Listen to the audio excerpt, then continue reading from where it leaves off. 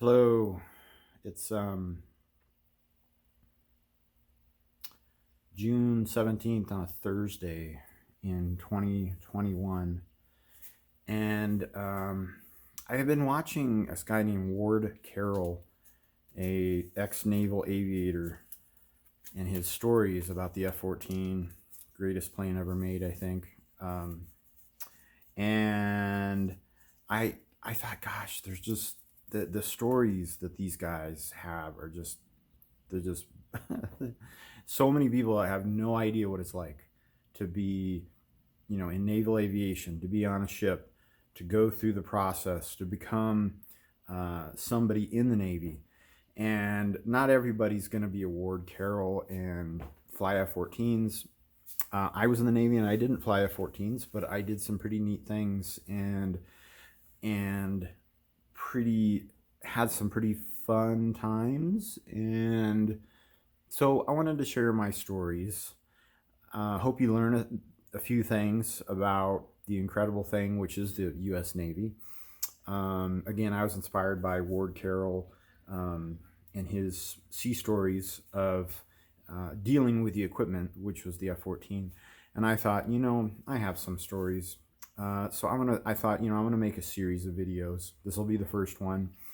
There's some things I'd like to research, stories I've been told that I don't even know all the details on. I'm gonna research those, particularly with the weapon system I worked on, which was the CIWS, close-in weapon system.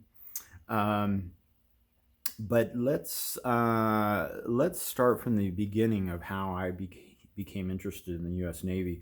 My brother was was in the U.S. Marines. He was a young Marine, and soon after his training, he was sent to a aircraft carrier. And the pictures of the aircraft carrier, I never got to see the aircraft carrier. It was in Mayport, Florida. It was the USS Saratoga. And but it fascinated me that he was on this ship that is bigger than our property, ginormous, 900 feet long, and his particular job on it was also fascinating. There's back in the day they had Marine Corps people detached, however you would say that, assigned to many of the aircraft carriers. He was one of those people, and he did a tour of duty on the USS Saratoga. Again, I was only 14, but it sparked some curiosity in my mind, and I thought, gosh, that would be a pretty neat thing to be on one of these ships. Always liked science fiction, always liked Star Trek, going out in the open ocean, seeing the adventure, living the adventure, and it's pretty amazing if you think about it. And I thought, okay, so I thought if I was going to join the military, Navy was one of the top on my list. Just because of that, I just thought that is pretty fantastic. And so my adventure began with my mom, who knew a Navy recruiter in the school she worked at, in the high school. So in the high schools, they have recruiters. It was a Navy recruiter in this particular high school, Poly High. My mom knew her, and of course the guy was doing his job and trying to get everybody. My mom ended up giving him recruits that she would go through her training program, and she would think, hey, you don't have a job, why don't you go call Dave, or I can't remember what his name was. I met him one time. And so this recruiter really liked my mom, and when my mom told the guy that I was interested in joining the military, of course the guy was very anxious to help out, and he said, oh, hey, have him call me. And I'm not really sure. I think I may have gotten into a Navy program that possibly I wasn't.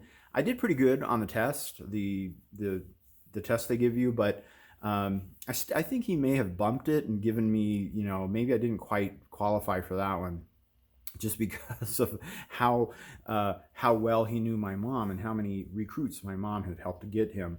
And but I was very interested in this particular thing, and I did actually shop around. I didn't just join the Navy. I also went to the Army, talked to them, but the Army didn't offer me any guarantee that I would have a specific job. They said, well, you could probably do this job or this job or this job. And I said, but I'm not guaranteed any of those jobs. And they said, that's correct. You'll just have one of them. And I didn't like that because I didn't like all three of the jobs. I only really liked one of them. And so I was like, well, let's think about this. The Navy is telling me they can guarantee me a specific job as long as I join the Navy. I do what they want, which is I sign up for a certain number of years, and I pass the tests, and I actually get guaranteed that job. So to me, it wasn't any. There was not much of a decision there. It was like I'm going Navy because I want to know what I'm going to be doing. So I did that, and I signed up, and the program I signed up for was I was going to be a fire control, which is fire control technician. And in order to do that, I'd have to sign up for 6 years. The reason is because in the Navy, you go for 2 years, you just go to school. It's just like almost like going to college. You're just going to learn electronics and computers. And then the last 4 years, you're going to be on a ship or do something. And so it's a big commitment, kind of like the military jet fighters have to go to college a long time. They have to commit for a certain number of years. Same thing there. And I wasn't too happy about the 6 years. It seemed like a long time when I was 18, but I said, okay, fine. This is an awesome job, I thought. So I joined the Navy. I signed up, and people were shocked. I remember a woman saying, "Oh my God, I thought you were going to become a doctor. You're so smart." She thought it was a bad thing that I joined the Navy. She envisioned me as a drunken sailor, hanging out at the bars and trying to pick up chicks. Well, of course I did that. I was a sailor, but I did pretty good, I think, in the Navy. I learned things, and I got through the program, and I was able to get a job after the Navy, a pretty good paying job because of all the training. So that's how it started. My mom got me the connection, and I did pretty good on the test, and I got in. So I did my boot camp. During boot camp, I remember a conversation where they process you in a very super clean building. I didn't know they could make a building so clean and antiseptic. I remember the smell of it. It was so strong of the cleaning they had done in it. It just smelled super, remind me of a prison. Sometimes prisons are very small, antiseptic, meaning you just smell bleach, like they've been power cleaned with bleach, this place. But it was like a counseling session, not a counseling session, a processing session and I remember the guy looking at me going, "Oh, you're going to FC. Oh, wow." And the guy looked at me and goes, "Did you do trigonometry in high school?" And I said, "No, I've only done geometry." And he said, "Oh, what about algebra?" I said, "I did a little bit of algebra." And he goes, "Oh, it's tough. There's a lot of math." And I was kind of like, "Oh, okay. All right. Well, let's try." Didn't faze me. He wasn't giving me a choice. He was just giving me some input that it was tough. I said, "Okay." And so shortly after I started my training in Great Lakes, Illinois, it was we started with basic electricity and electronics. So I still have some of the documentation in the books. It was self-paced, so you could take, you could possibly, I think, do the course in 4 weeks. Most people took like 6 weeks. Some people took like 13 weeks. You could go at your own pace. They give you a book. They said, "Here's your book." They threw it at you. And then once you thought you knew the material, you went up to a computer. You did the Scantron. You put it in the Scantron. If you passed, you went to the next section. You got the next book. So you could actually go as fast as you want. I went pretty fast through that. There were some people that went faster, but I thought, well, why am I trying to speed this up? What's the rush? I don't know. And it started getting hard too. And I was having trouble remembering the formulas for the formulas. The math formulas, like for figuring out Ohm's law. Ohm's law is pretty simple, but they get into more complicated ones. I remember it was so difficult remembering them that I pulled up my sleeve and I wrote some of the formulas here on my arm. And as I went in to do the test, only I did this once, was I having trouble on a couple questions, and I pulled up my sleeve and I looked at my theory, my little thing that told me how to do it. And I did the test and I passed, and I put the Scantron in, and we called the machine Fred, stood for fucking remedials every day. Because basically you usually not pass. It would usually spit it out and say you need to do remedials on section 3 and 2, and then you go back, you study section 3, and then you come back and put this, take the test again and put the fucking Scantron in Fred. Fred would just grade it real quick and spit it out. Either you passed or you needed remedials. So that's why we call it Fred.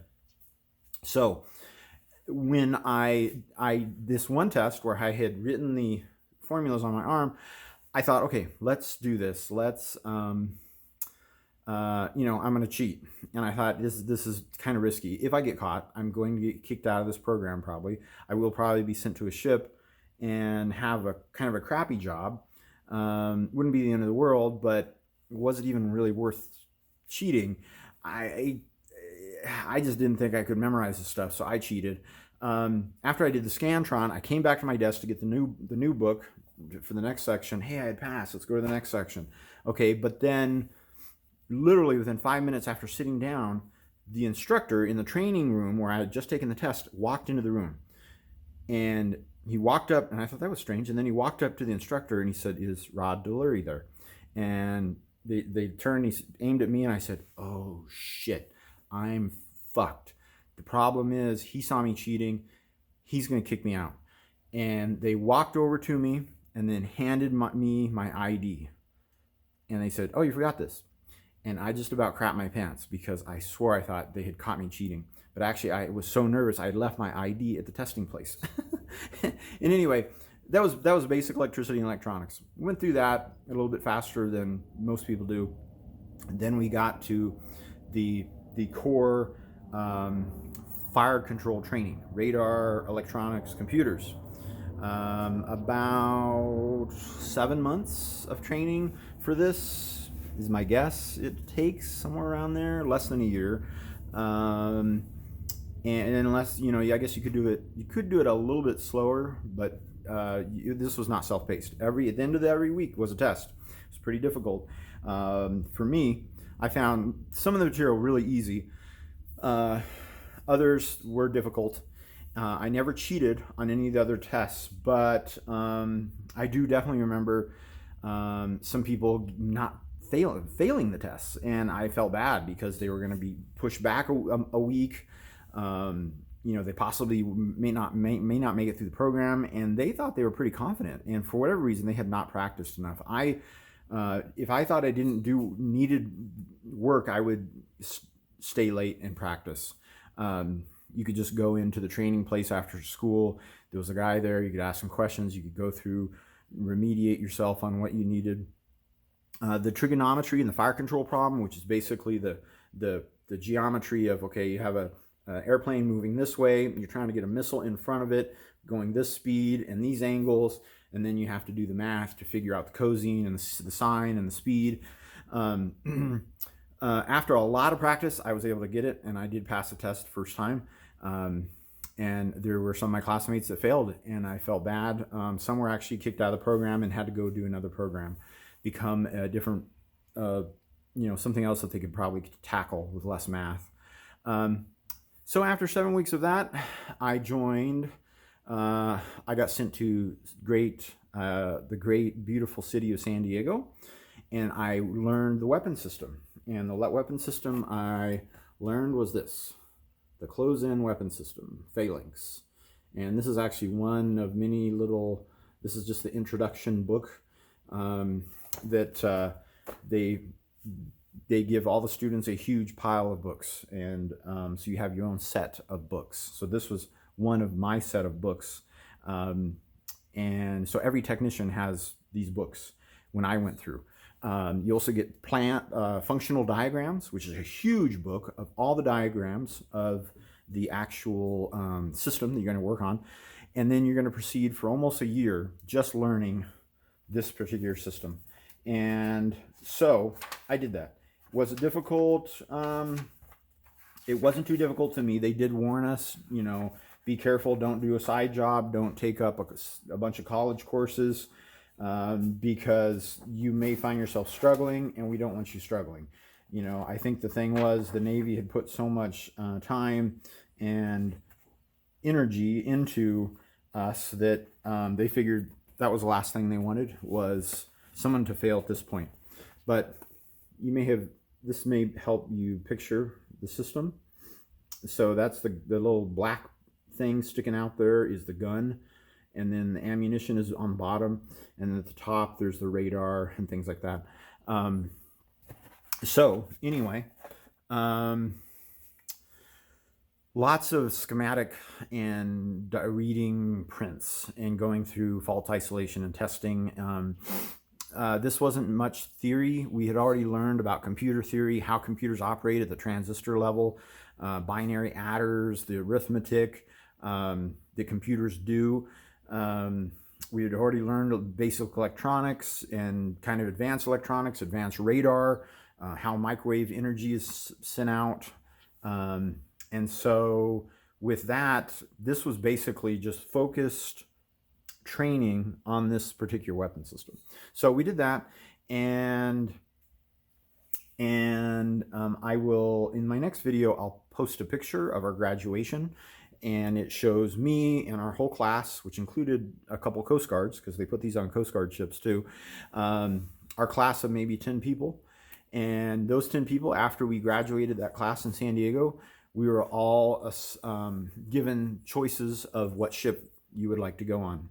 Kind of like Ward Carroll was saying, the higher you score on the tests, the better choice you have.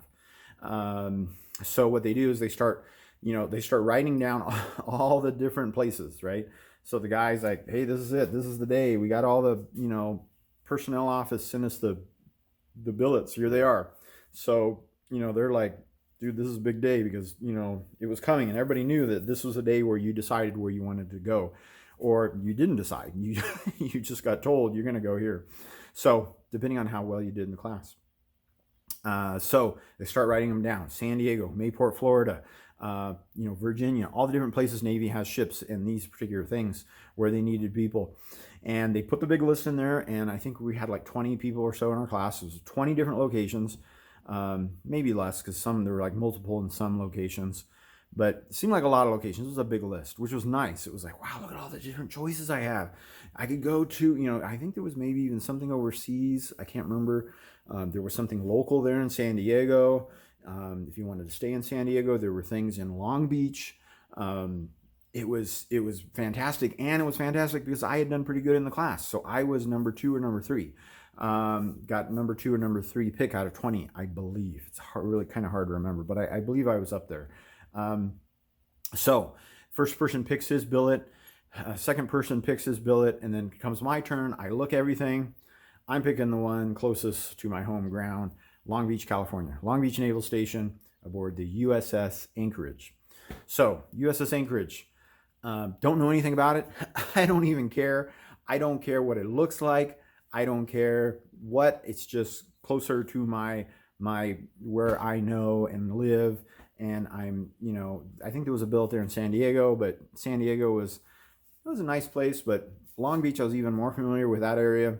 So I was like, okay, I'm going to do Long Beach. So I got the picket. And from there, I didn't quite know, but I figured I'd probably do at least 1 or 2 years on that ship. Turned out I did 4 years just on that ship. And I was one of the, when I got off the ship, there was no one on the ship that had been there longer than me. So, I knew the ship really good. I kind of started to get a little hatred for it, but kind of loved it at the same time. It's USS Anchorage, if you look it up, it is at the bottom of the Pacific Ocean. The USS Anchorage lays there in like 5,000 meters of water, something like that. These are just target practice, which is kind of sad. I hear about all these ships being scuttled and not being used in museums and stuff, and really we need more of them. People need to know what that's like. But anyway, my first day reporting to the USS Anchorage, you get papers, and they give you direct instructions on how to travel, how to get there, and what you're supposed to do, and who you were supposed to see.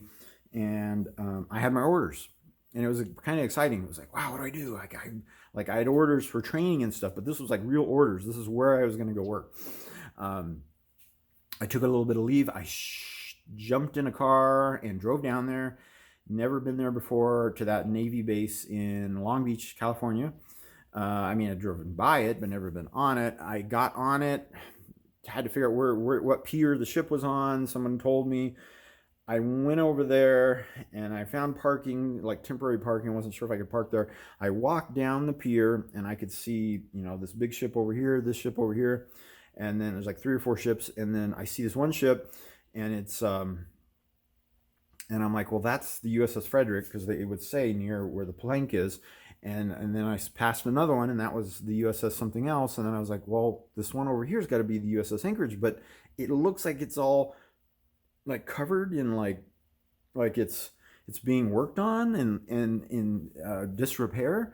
And sure enough, it was the USS Anchorage. So I kind of couldn't believe it when I walked on board and I said, wow, this is a ship. And it's like, you guys are like going through ship, rebuilding or whatever. And they're like, yeah.